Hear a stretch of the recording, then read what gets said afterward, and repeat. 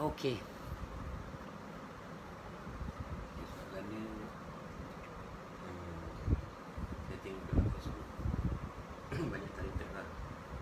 Semua orang bincang pasal kalimah la ilaha illallah Muhammad Rasulullah. Muhammad Rasulullah ni golongan ahli sunnah wal jamaah meletakkan Muhammad Rasulullah ni pada Nabi. Lepas tu yang tarikat ni pula, banyak tarikat meletakkan Muhammad Rasulullah tu pada Nur Muhammad yang patut pada dada manusia tu.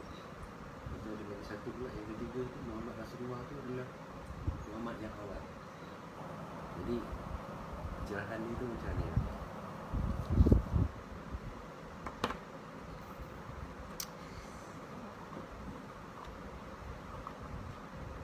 Apa nama tu? Wan. Wan. Okey, Wan. Wan nampak tadi tu masalah dia lah mana? Masalah dia Masalahnya adalah la ilaha illallah Muhammad Rasulullah tu adalah Muhammad tu. Jadi kalau tiga ni meletakkan di tiga tempat yang lain, Muhammad Rasulullah pada Nabi, Muhammad Rasulullah pada Nur Muhammad yang ada pada diri, dan juga Muhammad Rasulullah pada Muhammad yang awal. Jadi tiga-tiga ni mempercayai Muhammad Rasulullah tu benda yang lain. Itu saya macam saya tengok dalam Facebook. okey, baik. Apa Wannya fahaman lah. Wan saya tahu fahaman Wan. Peringkat Wan faham macam mana? Saya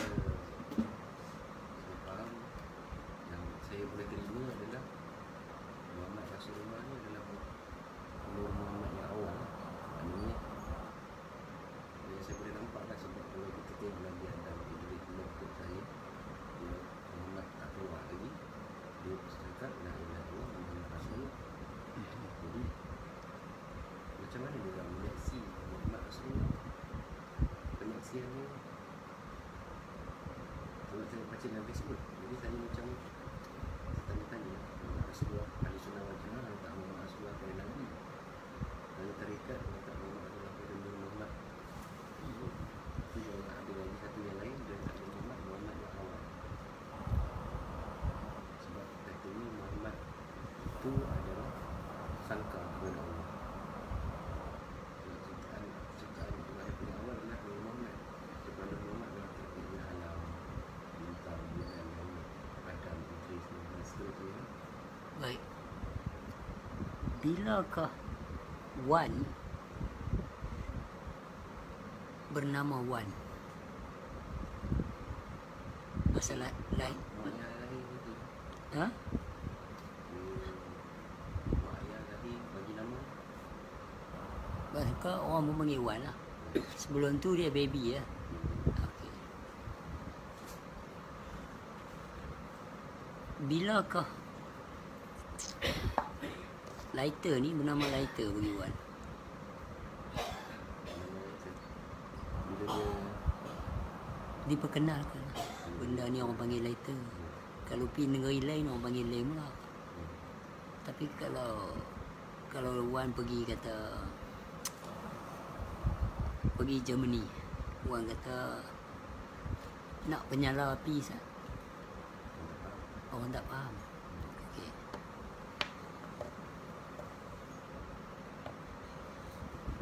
Kalau Wan pergi dompet, Wan pergi di England, Wan kata pergi di Jerman, Wan kata nak beli dompet yang Wahabnya ni.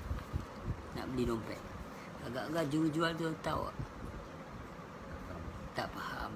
Sebab apa yang Wan sembang tu makam apa tu? Dompet, peti api. Makam apa? Makam zat ke, sifat ke, asma ke, afal? sifat tu. Bila saya tanya bilakah Wan bernama Wan? Wan tahu apa makna asma? Okey. Bila saya tanya bilakah masanya Wan bernama Wan, adakah persoalan itu membabitkan sifat? Cantik. So hari ni nak persoalkan bab Nur Muhammad. Itu Muhammad ini, Muhammad itu. Setiap yang dua itu terterbitnya dari yang satu. Diri terperi, diri itu, diri ini, orang nak cerita hakikat insan apa semua. Okey, dari segi kupasan, dari segi ini. Tapi dari segi kemarifahan, satu. So hari ni saya tak mau cakap. Yang ni kita panggil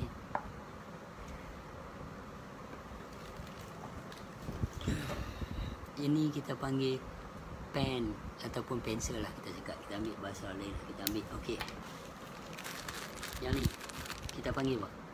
Tembakau. Okey. Kalau pergi negeri orang putih, negeri luar pada Malaysia, contoh kita nak minta tembakau dari negeri-negeri orang putih. Tobacco dah jadi lain, tak jadi tembakau lah. Dia boleh teka lah, dah dekat. Kalau pergi minta rokok, dia panggil kita cigarette. Kalau pergi Jerman, kalau pergi Russia, kalau pergi, faham? Tapi benda yang awak nak tu, hakikat dia tu sama. Syariat dia, asma dia pada tempat yang lain, kedudukan dia nak lain. Cubalah kalau satu di negeri lain mereka nak panggil ayam, mereka sebut rokok. Dan bila mereka suap, ya, rokok, you mesti gelak ya.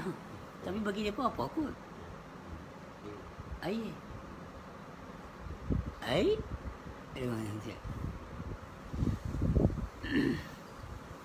So, bab Muhammad ni, bilakah Wan bernama Wan? Jadi awal-awal Allah jadikan, yang saya sebut apa tadi? Awal-awal Allah jadikan. So bila saya sebut Allah jadikan, so kita, itu saya baru sebut nama.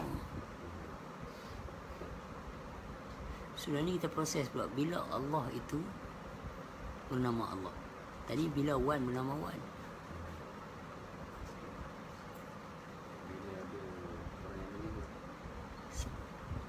Baru ada. Begitulah juga dengan Nur Muhammad lah, itulah ini apa semua kan. Bila ada yang menyebut, yang buruk dan bersuara, dan mulalah akan, bila dia terkeluar, mula dia akan berperingkat-peringkat. Suara ini bila kita nak kenal yang sebenar-benar tu,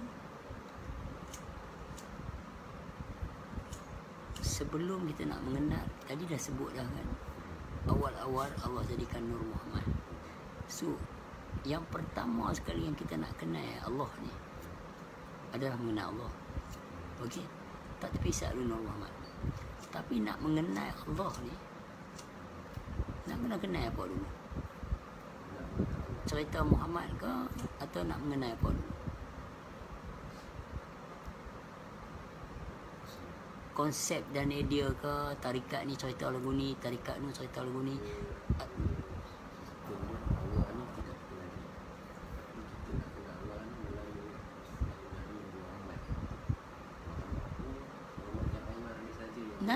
Nanti don't go bab hakikat dulu. Kita masuk bab usul simple. Nak tahu rumah lepat tang mana, kita usul. Kalau zaman tak ada ni, kita kena usul tanya orang yang biasa pergi. So, nak mengenal Allah, yang pertama kena mengenal apa? Yes! Forget about the rest. Pasal nak mengenal Nur Muhammad ni, kita nak kena buka alam roh, alam nur, alam itu, alam ni, alam nu, alam ni. Buat apa? Kita cari yang biasa dulu. Awaluddin ma'rifatullah. Kita tak usah proses bab-bab Muhammad tu dulu. Proses apa diri kita dulu. Jesus Christ cakap, the only way to God, live yourself. When there's no more you.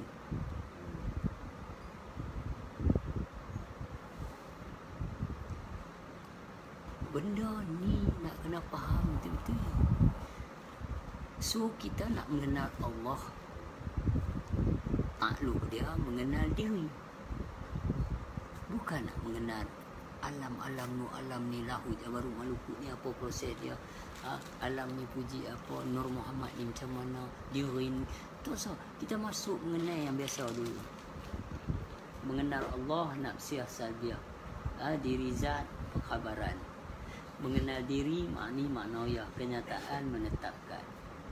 Wujud artinya ada, takluk dia khidam bahom qalaqatuhu ta'ala lihal wadi skiyabuhu binafsihi muwahdaniyah. Okey, sedia kekal bersalah-salahan dengan yang baru. Nampak tak tu, diri dia dengan sendirinya. Lepas tu Esa. Ini semua nak heret pergi ke mana? Takkan nak duduk kat dinding tu. Dalam diri yang kata nafsiyah tadi, dia pecah masuk kaunu wahyan, kaunu aliman, kaunu qadiran, kaunu muridan, kaunu samian, kaunu basiran, kaunu mutakaliman. Nanti kita nak kena proses. Lepas tu dalam 7 sifat makni ni apa ada? Hayat, makna dia apa? Tubuh badan. Okey, tak apa. Ilmu otak, kudrat kaki tangan, nampak, iradat hati, samak telinga, maksar mata, kalam mulut, itu tertakluk masuk kepada zahir jasad syariat sifat atau mayat. Okey. Kalau kata maknawiyah menetapkan, kalau hayat tak ada hayun, tak boleh. Hayun itu pergerakan yang hidup. Okey, ilmu otak tak ada alimun yang mengetahui, tak boleh. Ataupun ilmu alimun tu tidak pengetahuan. Pasal nak masuk kaunuhu aliman yang mengetahui. So kalau ada kudrat kaki tangan, kalau tak ada kodirun, pergerakan, tak boleh. Pasal apa? Kodiran yang menggerakkan, kaunuhu kodiran. Okey. So kalau masuk iradat, hati, ada hati, ketui hati, lembu pun ada, kambing pun ada, bewak pun ada. Tidak. Tapi kalau ada hati, tak ada muridun, kehendak, tak boleh lah. Itu sebab dia kena ada kaunuhu muridan yang kehendak. Okey, kalau ada iradat, ada samak, telinga, cuping telinga. Lembu pun ada besar, cuping telinga. Orang mayat pun ada.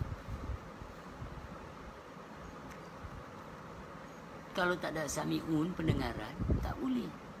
Lepas tu sami'un pula kena ada kaunuhu sami'an, yang maha mendengar. Jadi di sini nampak tak? Satu mata. Okey, sebab dia yang turun pada maknawiyah tu menetapkan dia ada batin, dia ada roh, dia ada hakikat, dia ada zat.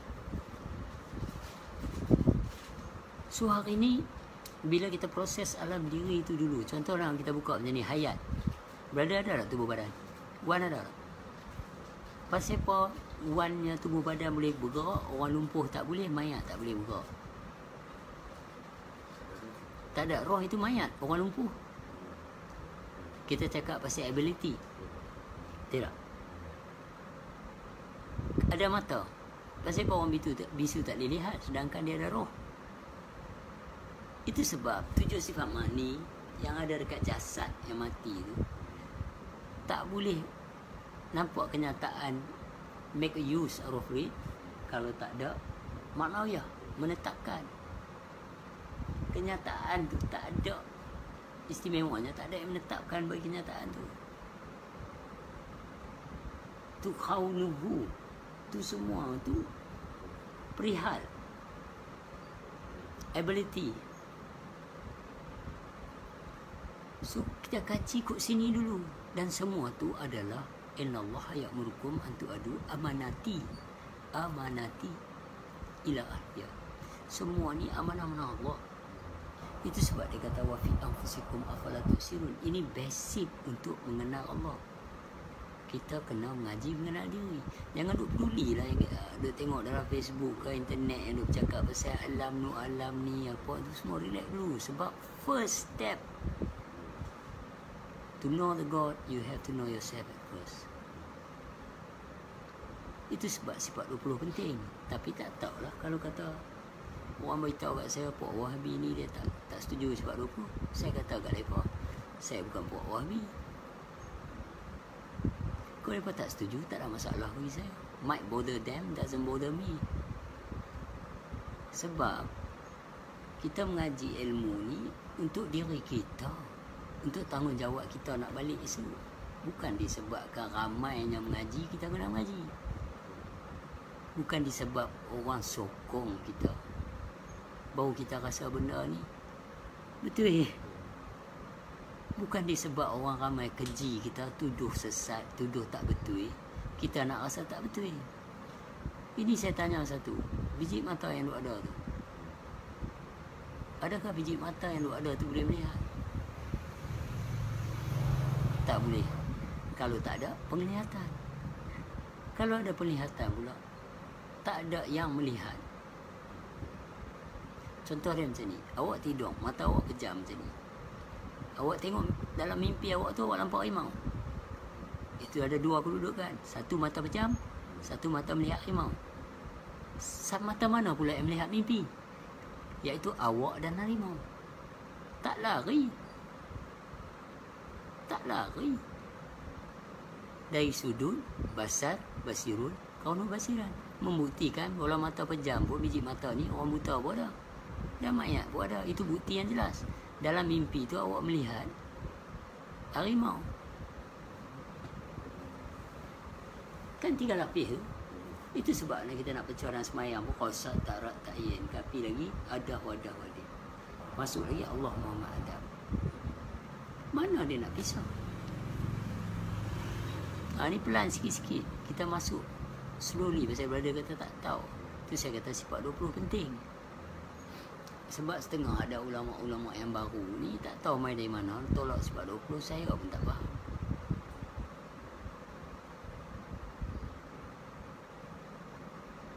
Sebab kalau dia berkata, contoh dia, kalau orang tak setuju sifat 20, okey, apa dia punya hujah? Sebab semai 5 waktu pun nyata-nyatanya dia kata la mawujud ya bi hakikati illallah. So hari ni nak tanya, kalau kata tiada yang wujud, apa yang ada kat awak ni? Ayat, ilmu, kudrat, iradat, samak, basar, kalam, 7 sifat makni tu. Kalau itu pun bukan hak awak, yang dikatakan nafi isbat tu nak dalam fiqh tu nak tak mana? Kalau tidak, jahil murakkab lah. Jahil ke atas diri kamu dan jahil ke atas Tuhan kamu. Tak ubah seperti binatang tunggal. So, benda lagu ni, kalau kita nak hurai balik, dari sudut mana sekalipun, sifat 20 tu ada bagi masuk pasak untuk kejap. Dalam semayang pun tiada yang berdiri, tiada yang mendengar, tiada yang mengatakan. Dah kata tak ada yang wujud melainkan Allah. So mana hak awaknya? Bila dia kata hayya 'alal falah la haula wala quwwata illa billah, hayya 'alas solah, kita cakap la haula wala, marilah menuju kerajaan pula, kita cakap kita tak berupaya. So kita nak cari yang berupaya tu siapa? Siapa sebenar dari kita ni yang duk diri tu balik ni? Kalau masih ada kita, tak adalah kenyataan yang ada tanya Allah. Kalau kita pula nak cuba nak mengesahkan Allah Ta'ala tu dengan cara apa? Dia satu, dia menyeliputi.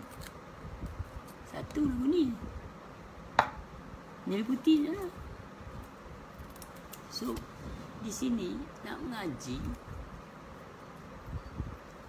nak kena tahu yang pertama sekali, mana yang kata kita ni, yang kata aku ni mana. Itu macam buka basar biji mata tadi kan, awak dah tak ada. So kita tak mau berangan bab Nur Muhammad apa semua tu, itu peringkat lain. Kita kena ambil one at a time. Kita kena ambil satu persatu. Yang pertama sekali, kononnya orang cerita Allah jadikan Nur Muhammad. Okey, yang pertama tu Allah yang dia jadikan tu tak tepi dulu sah. Tuhan yang menjadikan tu kita nak kenal. Apa yang dia jadi tu duduk sah. Sebab saya kata Allah baru nama. So macam mana nak kenal Allah ni? Kena kenali diri. Diri apa? Diri ni. Kita ambil surface dulu. Makni maknawiyah.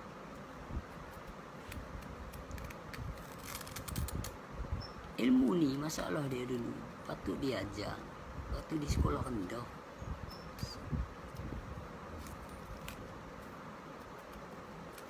Dia akan menyusul lah tauhid, tahqiq, tajalli. Sebab kalau tak faham, walau ditalkin ijazah siapa sebenar dari kita pun, lepas juga. Betul tak? Kita nak go far beyond enlightenment. Kita nak go far beyond star. Faham? Kita nak pergi jauh, sangat jauh. Tak ada perantara. Kita nak pergi sampai macam tu. Dan kita nak duduk dekat, sangat dekat, sampai tak bersisi. Itu hanya boleh dicapai dengan satu jalan saja, iaitu kepahaman. Bukan nak kena makan nasi 5-6 pinggan. Kalau tak faham, kita boleh hafal je, tapi kita tak faham. So benda lain akan datang membuat kita menjadi pecah belah balik. Hanya kepahaman. Kepahaman tu adalah makanan pada ilmu. Kalau tak faham, tak ada lah rezeki, tak ada lah makanan. So itu sebab proses kita kena tahu aku duduk di bahagian mana. Macam brother kata tak tahu nak start macam mana kan. So saya letak supaya brother faham bahawa awal-awal sekali nak ngaji iaitu kenal diri kita. Jalan mengenal diri kita, study sifat rupa.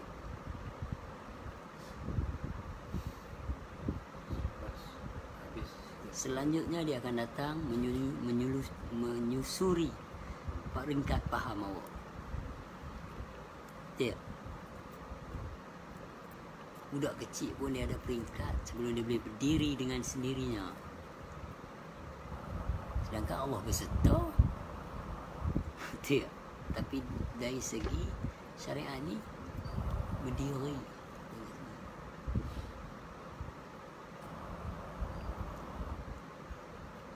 Tu ada orang duk tuduh saya tak pernah pergi masjid. Saya kata mohon hari-hari lalu waktu pergi tak payah. Kita kaki masjid tak pernah pijak. Mana mungkin aku nak ngaji cepat 20 dengan ustaz tu. Waktu Ustaz Mat dulu ingat tak? Nak bayar sebulan RM2 lah. Saya kecil-kecil. Tahun berapa tu? Tahun 80 kot. Tahun 79 lah. Betul tak? Kita dah 78-79 lah. Betul tak? Tahun 78-79 kami mengaji cepat 20. Saya, Wahab, banyak orang budak-budak dalam kampung. 78-79 saya jumpa jalan ni 80 lebih. Kan kat Pak Abu kita pergi tu kan.